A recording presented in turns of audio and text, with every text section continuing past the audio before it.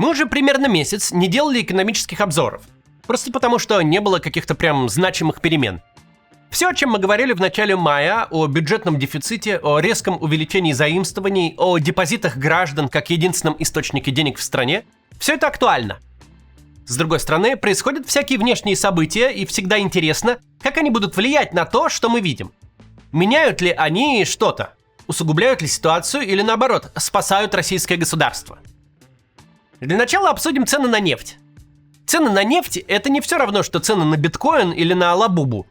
Нефть – это сырье и топливо. Она используется во всех производственных и логистических цепочках, которые только можно себе представить. Рост цены на нефть напрямую влияет на рентабельность производств и общую инфляцию. Напрямую влияет на способность производителей производить, а потребителей потреблять. Прежде чем начнем разговор, напомню, по ссылке в описании мы собрали актуальные способы по обходу ограничений интернета. В том числе там есть и бесплатные способы для Android. А если вам нужен VPN, то подключайтесь к VPN Liberty. Он дает 30 дней попробовать бесплатно, без привязки карты. Также напомню, для тех, у кого есть зарубежная карта или криптосчет, продолжается марафон «Ты не один» в поддержку политзаключенных. На нем собирают деньги, чтобы купить политзекам еду и лекарства, пополнить в СИН счета, оплатить работу адвокатов или поездки родственников на свидание. Поучаствовать можно по ссылке в описании или по QR-коду на экране.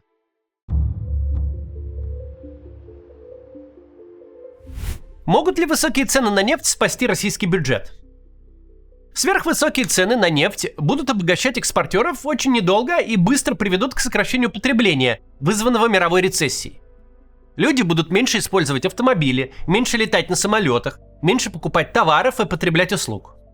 Автопроизводители продадут меньше новых автомобилей, нефтехим меньше моторного масла и покрышек, авиакомпании вынуждены будут сократить рейсы или вообще закроются. Фермеры столкнутся одновременно с ростом издержек на топливо и сокращением потребления их продукции по выросшим ценам. И, как следствие, будут банкротиться. Сотрудники всех этих предприятий начнут терять в лучшем случае доходы, а скорее работу. И цикл повторится снова. Они станут меньше ездить на машине, меньше покупать, меньше летать на самолетах, что в итоге сделает безработными других людей, и цикл этот начнет раскручиваться, как при любом кризисе. Собственно, в самой чувствительной к цене топлива отрасли, в авиации, это уже какое-то время и происходит. Крупнейший американский лоукостер Spirit рухнул. Люфтганза сокращает рейсы и карту маршрутов. Но это частные случаи. Цены на нефть уже влияют на макроэкономику. Европейский Центробанк впервые за 3 года повысил процентные ставки для удержания инфляции, вызванной ценами на нефть. ЕЦБ повышает ставки в момент, когда экономика еврозоны уже официально под угрозой рецессии. За первые 3 месяца 26-го она сократилась на 0,2%. Повышение ставок, изъятие денег из экономики, положение дел только усугубит. В США же потребительские цены в мае выросли на 4,2%, что стало рекордом за 3 года. Вопрос времени, когда рост цен обернется снижением потребления, а оно безработицей. И это те эффекты, к которым выросшие цены на нефть привели всего-то за несколько месяцев, с февраля. Нефть далеко не рекордно дорогая, сильно дешевле того уровня, при котором российский бюджет мог бы сходиться в ноль. Нефть барахтается вокруг $90 за баррель, и мы уже видим, такие цены не выдерживает мировая экономика. Тем более в нынешнем ее состоянии, когда все и так было не очень хорошо в связи с тем, что президент США принялся глобальную торговлю громить. Может ли такое быть, что цена на нефть улетит к $200 за баррель, что решит все проблемы российского бюджета и российской экономики? Может. Но нефть по $200 ударит по мировому производству, логистике, потреблению и занятости так сильно, что в очень короткой перспективе нефть начнет стоить не 200, а 20. И никакие войны ей уже не помогут, потому что цена на нефть – это в первую очередь производная от потребления, а потребление – производная от роста мировой экономики. Мировая рецессия автоматически повлечет снижение цен на нефть, безотносительно того, кто и где воюет. Рассчитывать на дорогой баррель как на средство стабилизации не стоит. Да, он сейчас дает дополнительные доходы, которых иначе не было бы. Но у вас самих рецессия. Не хватало еще и оказаться внутри мировой. Это точно не то, что может вас спасти.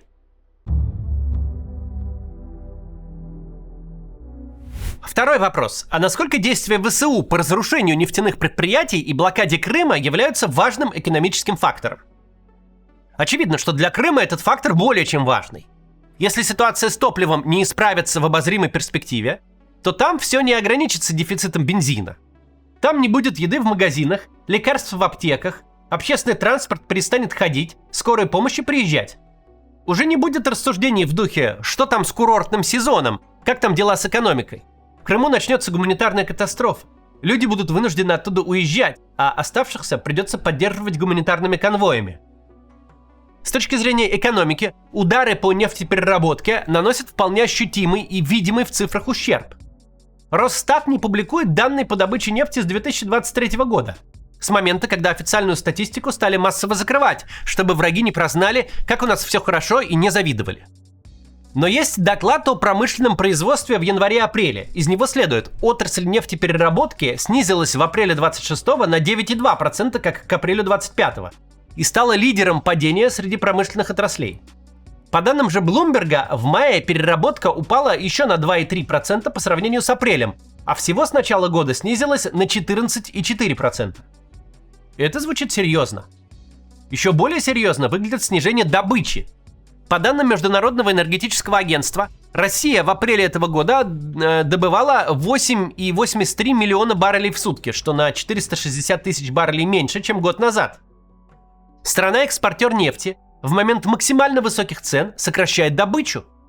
По словам вице-премьера Новака, это происходит, мол, на фоне плановых ремонтов НПЗ. А значит, украинские удары действительно наносят настолько значимый ущерб, то он даже отражается на добыче. Критичный ли это ущерб? Обсудим после некоммерческого объявления о марафоне еще раз там подробнее. Если у вас есть карта иностранного банка или криптовалютный кошелек, это объявление для вас.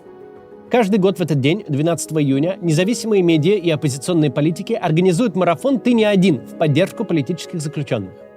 Собирают деньги, чтобы купить политзекам еду, лекарства, пополнить все счета, оплатить работу адвокатов или поездки родственников на свидание. Кроме того, помогают семьям заключенных, а также тем, кто столкнулся с преследованием и бежал из страны. В этом году марафон идет неделю, и он уже начался. Начальная цель – собрать 50 тысяч евро. Этого хватит примерно на 200 передач или 85 свиданий с близкими. Было бы здорово, если бы получилось собрать больше. И здесь я хочу дать слово получателям помощи. Приведу пару цитат из реальных отзывов. «Ваша помощь очень важна и нужна. Без нее мы бы не смогли обеспечивать сестру необходимыми вещами и продуктами. Каждый месяц с ее счета, который вы помогаете пополнять, до сих пор списывают 75%, и ей остаются копейки, которых хватает только на туалетную бумагу и пару консерв. За 1,5 года СИЗО я отправила 652 килограмма еды, без изысков, каши, компоты и прочее. И Хоске, заплатив за услуги почты чуть более 25 тысяч. Тюрьма – это очень дорого. Общение с сыном только через письма. Фотографирую внучку и высылаю сыну. Пусть видит, как его дочь растет без него. И на все это, на письма, бумажные, заказные, электронные, на фотографии, идут средства марафона. Потому что нет другой возможности общаться с сыном. Вы можете помочь и пожертвовать деньги с иностранных карт, с PayPal или криптовалютой. Если есть возможность, поучаствуйте.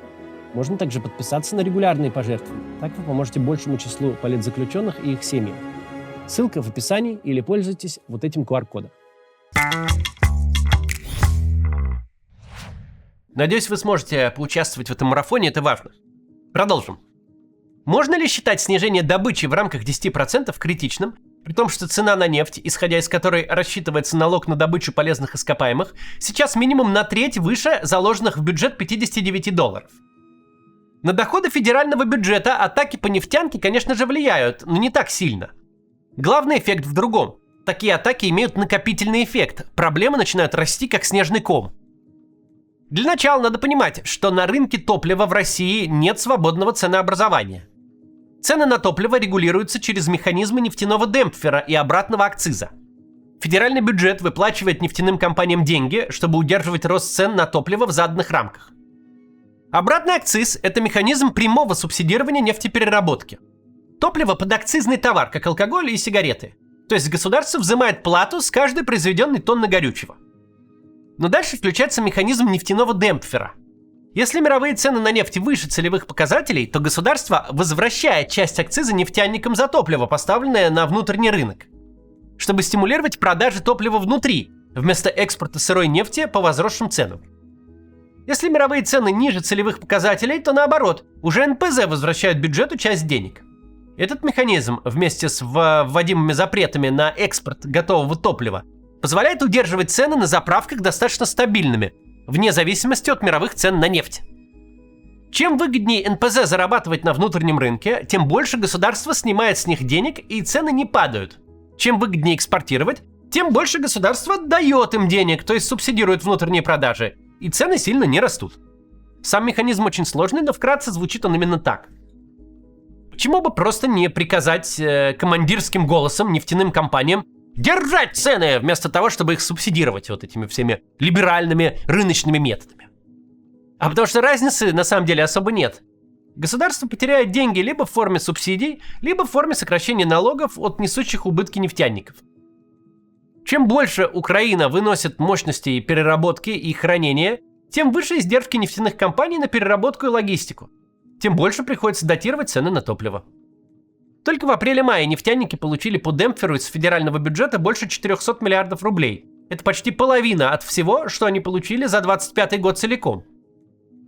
Получается парадоксальная ситуация. Федеральный бюджет в мае получил по налогу на добычу полезных ископаемых больше триллиона рублей, в 2,5 раза больше, чем в январе, феврале и марте, и на 100 миллиардов больше, чем в апреле. Но из-за того, что бюджет в этом же мае вернул нефтяникам 204 миллиарда по демпферу и еще 153 по обратному акцизу, доходы получились почти на 200 миллиардов меньше, чем в апреле. Но это не все. Каждый прилет по НПЗ или нефтебазе атакует бюджет минимум 4 раза. Снижение переработки снижает добычу, снижает поступление от налога на добычу, дефицит топлива вынуждает все больше тратить на удержание цен, простой заводов и расходы на их восстановление снижают прибыль компаний и налоговые поступления. Попытки как-то отбиваться от дронов, организовать собственное ПВО еще сильнее снижают прибыль, еще сильнее снижают налоговые поступления. Каждая из этих потерь сама по себе небольшая, но когда это все вместе, когда вы тут получили на 10% меньше, чем могли бы с добычи, там потратили на 350 миллиардов больше, чтобы цены удержать, тут вам немного не дошло с налога на прибыль, а еще и гигантский регион на 2 миллиона человек, которые стремительно отсекают от большой земли, вам надо экстренно спасать и снабжать каким-то образом. Когда все это вместе и непредсказуемо, когда еще и прилеты каждый день и невозможно заложить в бюджет прогноз по взрывам, когда с каждым прилетом по одному и тому же предприятию восстанавливать его становится все сложнее, тогда начинаются настоящие проблемы. Может ли правительство отказаться от субсидий нефтяникам и таким образом снять с себя хотя бы часть расходов, связанных с атаками? Формально может, но фактически это ничего не даст и сделает только хуже. Если регулировать цены без субсидий, то тут понятно, что будет. Топливо просто исчезнет из свободной продажи, будет дефицит. А без регулирования и субсидий цены на топливо в России просто уйдут в свободный полет. Это немедленно скажется на инфляции и вынудит Банк России повысить ставку во имя спасения рубля, что сделает заимствование для покрытия бюджетного дефицита еще дороже, а бюджетные расходы выше. Резкий рост топливных цен усугубит рецессию, экономика будет падать быстрее, с собираемостью налогов станет еще хуже. Бюджету придется платить за вынос нефтяной инфраструктуры, хоть так, хоть сяк. Либо напрямую субсидируя цены, либо утрачивая налоговые доходы и повышая стоимость заимствований.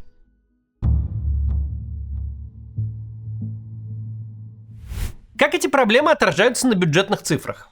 За 5 месяцев дефицит составил 6 триллионов рублей, что на 2 с лишним триллиона выше плана на весь год.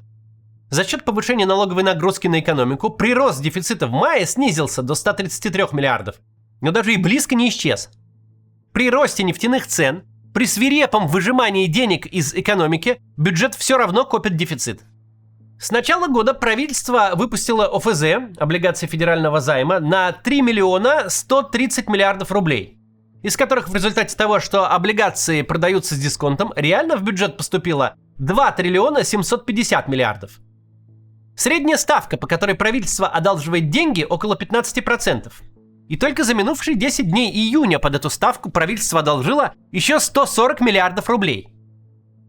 Не нефтегазовые доходы, не повышение сборов с экономики за счет роста налогов. Именно заимствование – основной источник бюджетной стабилизации. И это не новость. Это уже минимум 2 года так. Новость же в том, что правительство явно ожидает чего-то нехорошего. Правительство явно думает, что дальше ему придется одалживать сильно больше и сильно чаще.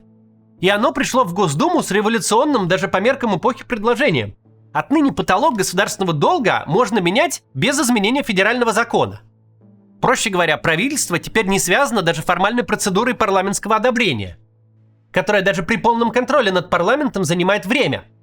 Правительство теперь будет само себе разрешать одалживать столько, сколько ему нужно для латания бюджетных дыр.